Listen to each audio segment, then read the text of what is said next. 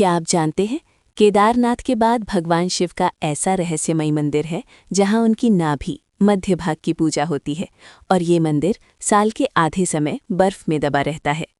यहाँ शिव की नाभि की पूजा होती है। मद्महेश्वर पंच केदारों में दूसरा प्रमुख मंदिर है। मान्यता है कि महाभारत के बाद जब पांडव भगवान शिव को ढूंढ रहे थे तो शिव बैल नंदी का रूप लेकर छिप गए। जब भीम ने बैल की पूंछ पकड़नी चाही तो शिव का शरीर 5 भागों में बट गया। केदारनाथ में कुबड़, तुंगनाथ में भुजाएं, रुद्रनाथ में मुख, कल्पेश्वर में जटा और मद्महेश्वर में नाभि मध्य भाग प्रकट हुई। यही वजह है कि यहाँ शिव के मध्य स्वरूप की पूजा होती है। ये मंदिर लगभग 11,500 फीट की ऊंचाई पर स्थित है। यहाँ तक पहुँचने के लिए कठिन ट्रैक करना पड़ता है। लेकिन सबसे चौंकाने वाली बात, सुबह सूर्योदय के समय चौखंबा पर्वत पर पड़ती पहली किरण मंदिर के पीछे ऐसा दृश्य बनाती है कि लगता है जैसे खुद भगवान शिव ध्यान में बैठे हों।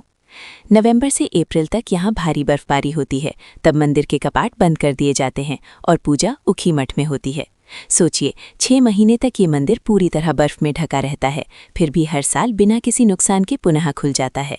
पास में बूढ़ा मद्महेश्वर, मुख्य मंदिर से 2 किलोमीटर ऊपर बूढ़ा मद्महेश्वर नाम की जगह है। कहा जाता है यहाँ से हिमालय की जो 360 डिग्री झलक मिलती है वो जीवन भर नहीं भूलती।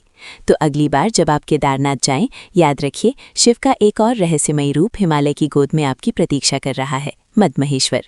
क्या आप इतनी ऊंचाई पर स्थित इस दिव्य मंदिर तक पहुंचने की हिम्मत रखते हैं? अगर आपको ऐसे ही धार्मिक शॉकिंग फैक्ट पसंद है तो चैनल को लाइक सब्सक्राइब जरूर कर लें। जय मद्महेश्वर नाथ।